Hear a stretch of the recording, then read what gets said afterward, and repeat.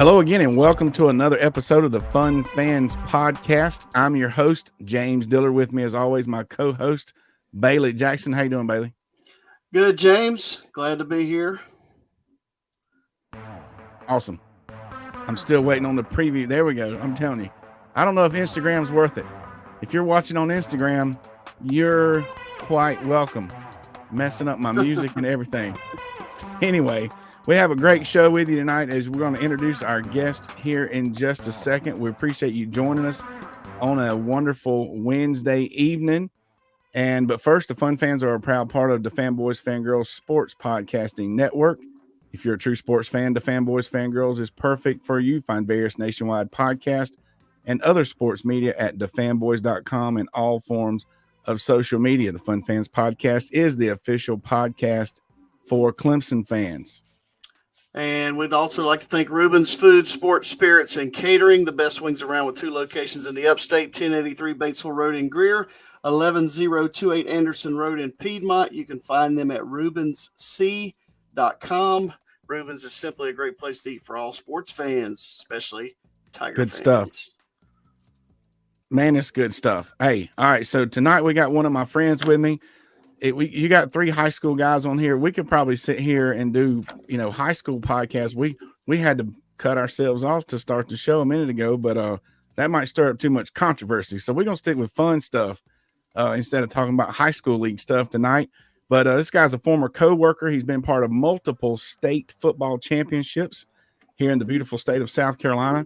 And he is currently the head football coach at one of the largest and most traditioned football programs in the state of South Carolina, Spartanburg High School. But he's with us tonight because he was actually in attendance at last Sunday's NFC Championship game between San Francisco and Detroit. So let's chat with Coach Mark Hodge. How you doing this evening, Coach? Hey, man, I'm blessed. I appreciate you guys having me.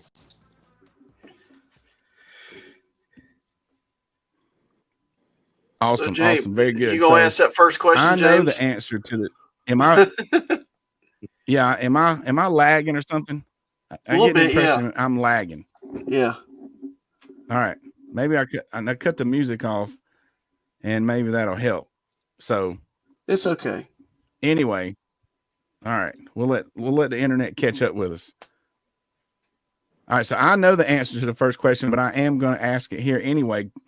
Coach, tell the fans how you got to or why you would end up going to the NFC Championship game. Well, one of San Francisco's players actually played for me, and he and I stayed real close. And I was trying to come up with some funny way that I won a lottery or something, but I guess a lot of coach one of the best players in the league in high school, and Debo and I have been close ever since I got there, and we continue to go support him when we can. And I've been to I think 3 or 4 playoff games, and so we were able to, or myself was actually able to go to this one. It was really, really great experience. Yeah, I mean, he is an unbelievable football player. I mean, and he's been that way for a long time. But when did you realize that he had a chance to be pretty special? When I first got to Chapman, it was the spring of his 10th grade year.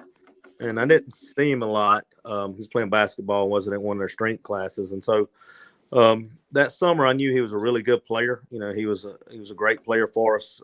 His junior year, really did a lot of things, and we figured out that he had some qualities of some of the better players that had been blessed to coach before. But between his junior and senior year, he grew about 2 inches and added about 20 pounds, and his 40 time dropped down to literally in the 4.4 ranges, and he just became dominant. And we're at 7-on-7s, and we're playing some, really good teams. That's when Tavian Feaster and those guys were at Spartan High and places, and he was just dominating. And he was dominating anybody and everybody that we played against. And I remember DJ Moore, who James and I coached at Broome, he was in the league with Chicago, and he actually came to watch one of our 7-on-7s at Spartanburg. And DJ came up to me, and he was like, he's as good as some of the guys I cover in the league right now.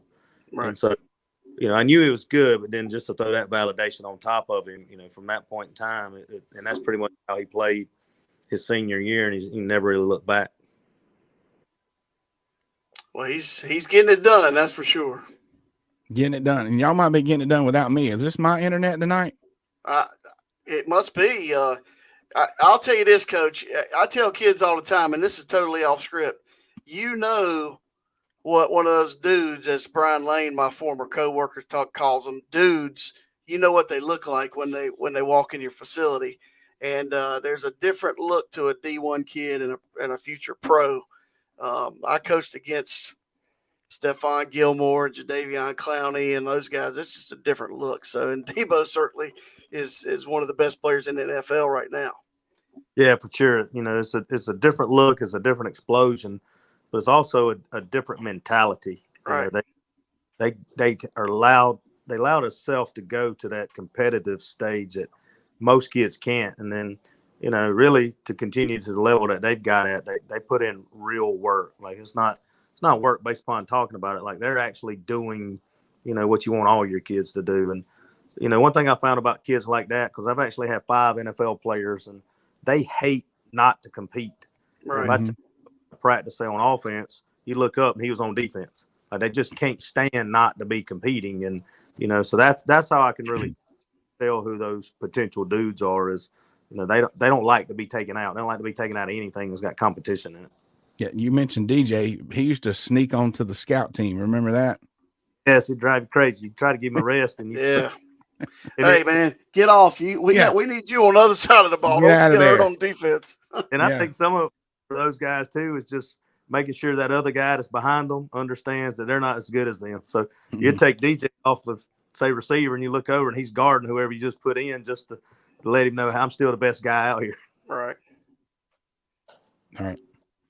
All right, so hopefully I can keep asking questions. Obviously, you followed Debo's entire career, and this is a college sports show, though. So, can you please tell us that he struggled? He just he hated playing Clemson when he was at South Carolina. Make us feel good, maybe. I don't think he really had a true distaste for Clemson. Honestly, he wanted to go to Clemson, and Jeff Scott was really honest and really good with him the whole time. He's recruiting, and he kind of, you know, Debo kind of came on the scene late, and they had already signed some guys. They had some guys that they felt like kind of matched his body type and things of already. And, you know, they did offer him a preferred walk-on, but then, you know, South Carolina came in. It was really late. Like South Carolina didn't offer him until Thanksgiving of his senior year. And so it was, you know, one of those deals where, you know, my school and my education's paid for versus not. And right. I don't think he ever had any distaste, but, you know, he did seem to play well against Clemson. Yeah, I don't think they. No, he's not a bit scared. Well, that's a good segue into the next question, I think. Yeah, did you? So, I mean, obviously you helped. I mean, you were involved with his high school recruiting. I mean, every day it's a revolving door of college coaches that come in and out of every building, and they have to. But what about when he was in the NFL draft process? Did you help him with anything during that period? Well, at that time, it's not a lot we can do because, you know, right. they got their agents, and it's a whole different market, and, you know, we're not really privy, and that's not what we do. But we were with him, you know, we were with him on draft night, and, you know, we were there to support and, you know, just really be, you know, in the shadows and the backgrounds, that if things get sideways, you're really not sure what to do. You know, we're here for stability and support for you, but we were there. Right. Good deal. James, you still with us? Yeah, I'm still here. I'm gonna double up my internet or something. Maybe we'll see what happens. Need to put some new deep batteries in that mic. I guess that's what's going on. I don't know what's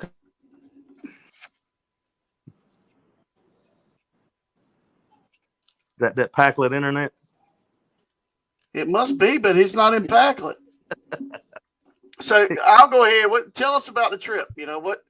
All right, I'm back. I already asked him to tell us about the trip. All right, let's hear about the trip. I'll just shut down. Trip was amazing, man. It was to be honest with you, I didn't decide to go till Thursday, and you know, he and I were talking and FaceTiming, and I can tell by his facial expressions at times that he just looked a little off. You know, he still was dealing with shoulder injury and things of that nature. And I said, hey man, if I'll come out there. I said, I don't know to make a difference, but if you just need to know that somebody's there, I'll be happy to come, because his dad usually is out there with him a lot, but his dad had back surgery, and so he hadn't been able to travel. And so Thursday night we decided we're going, and it's kind of a wild story. It's I had to fly to New York, and then from New York to San Francisco. When I was in New York, there was an older lady that sat down beside me when we were waiting for the plane, and then a younger lady sat down across from her, and they got to talking. Both of them have 49er stuff on. And the older lady said that her daughter actually worked for the 49ers in hospitality, but she didn't let her know she was coming because she was busy. Well, I didn't say anything, and they were talking about how nervous they were about the game, and so it's time to board the flight. And I walked behind the lady, and I said, "They're going to win," and that's all. And I just went and got on a plane. So we landed in San Francisco, and I get off the plane, and I go to the restroom and come back out, and I end up walking right beside that same lady, and her name was Mary Lou, and so we got to talking a little bit, and so then Debo FaceTimes me to basically tell me where we're going and what we're doing, and she was like, "No way, like, how are you talking to him?" And I said, he played for me, and I was actually going to meet him, and I was just trying to figure out where, and I was going to get an Uber, and she said, "Well, I've got a ride for the whole weekend. Just ride with me." Like, I just met this lady like in the airport, and I was like, "No, that's okay. I'll get a ride." And she's like, "No, seriously, it's paid for. Just ride with me." And so she's trying to find the guy that's picking her up, and she just leaves her pocketbook, her bag, her everything. She's like, "Watch my stuff. Let me go find this guy." And power of, I guess, knowing somebody famous, that's what it does to people. So I ended up in the expedition with her, and she took me to the hotel, and was able to check in. We always stay in the team hotel with the guys. On game night, they all stay in the hotel together. So I think it's the fourth time or so that we've actually stayed in the hotel with them. And then because of him and our relationship, I get to be a part of some of the team events that they do, kind of in the shadows. So that's really kind of cool. Yeah. A little bit privy to what's going on, game plans and whatnot. And so the next morning, we leave the hotel and go to his house. We just kind of hang out. There's nothing really going on. We just hang out, and I'm playing with his little boy a little bit. And then he takes me for a ride in his Lamborghini. So that was kind of nice. Yeah. Wild stories. I was driving all over Spartanburg, picking him up to take him here and there. And then now he's, years later, I get to ride in a Lamborghini by him. So how roles have reversed. And but then he has a chef come in. So his pregame meal was lamb chops, fruit, eggs, and waffles.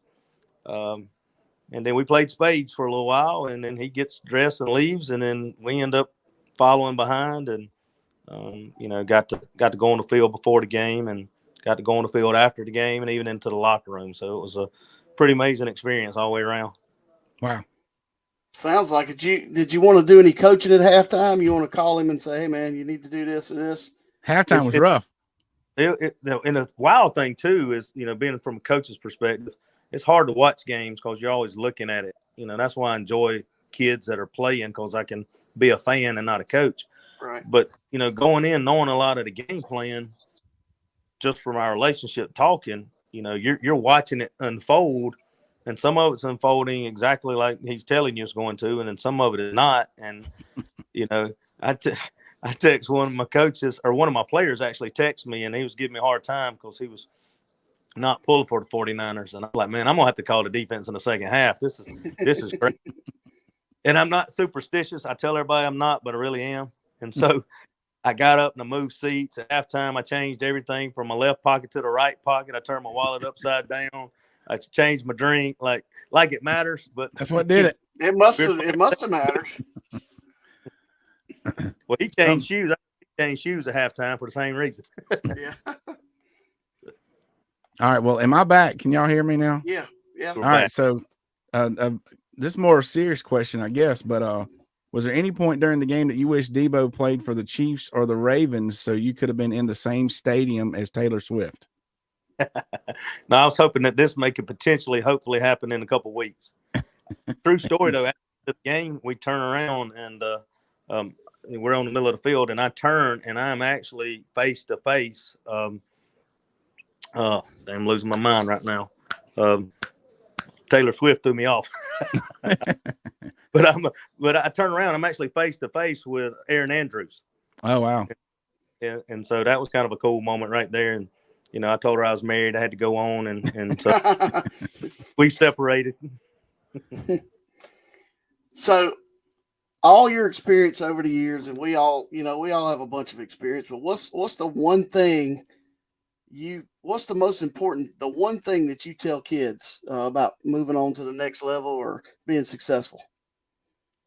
Truly, all of our kids, they think they're going to go pro in football. And we have to remind them that you're supposed to go pro, but for most of us, not going to be in football.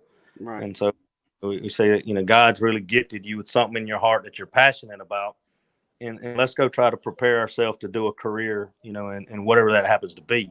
We try to really make our kids understand that does still require work. I think a lot of times we a lot of kids or people that, if you can find a career and something that you're passionate about and love, you never work a day in your life. And, that's a lie. Like, we tell them you have to work, you have to work as a husband, as a father, as whatever it is, but go find those things that you're passionate about and work hard at them and you'll be successful. And, so that's a lot of, I've got a signed jersey of his in my office and, they come in and ask, that's, DJ's picture in my office and a couple others. That's one thing we try to remind them is, look, they're on the wall because they put in the work and they did the things it's supposed to be. But, I showed the kids like a picture of his house and, they're kind of oohing and ahhing. And I was like, there's 1,000 of these houses in Spartanburg and none of these guys got these houses are professional football players. They're just in some other area. So, let's work, let's prepare ourselves, enjoy what we enjoy, but, let's just be honest about it and do what needs to be done to become who we need to become. That's right. Good stuff. That's right. And hey, we weren't able, with all the technical difficulties, just able to get around. We do have one picture of Coach Hodge at the game. Oh, that's him. Yep. That was last week, James. That can't be him. I told Taylor to quit. But now, if you get back to the Super Bowl, I could see you're gonna hook up with this Kelsey guy, and we could have a lot of fun. The deep packlet would have. Maybe y'all have we could have a contest. Everybody's froze up. I'm not. We hear you. No, okay. Okay. Very good. All right, Coach. Well, I appreciate.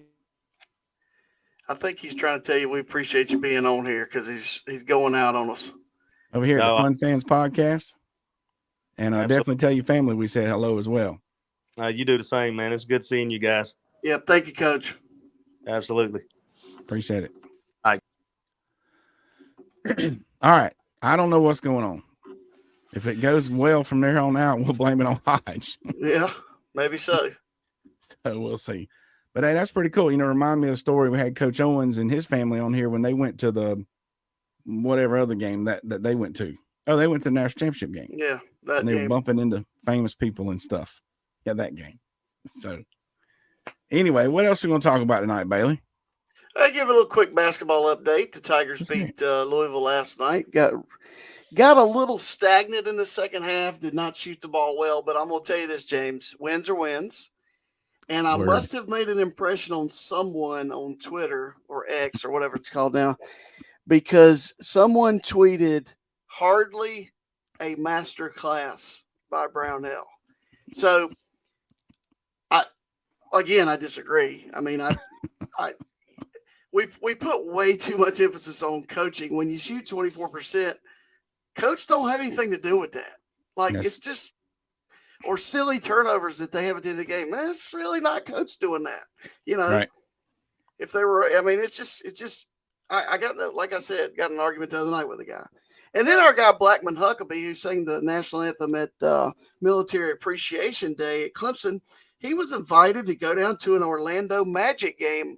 I don't know the exact date, but I think it was a week or two ago, and sing the national anthem.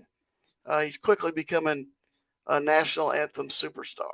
Well, I was going to say I had to stop the ticker so everyone can see. If you're just listening to audio, you're missing out. But down at the bottom, it says Blackman Huckabee, anthem singer. Yes. So, yeah, he has a new identity. No, he's still Blackman. He's just a really good national anthem singer.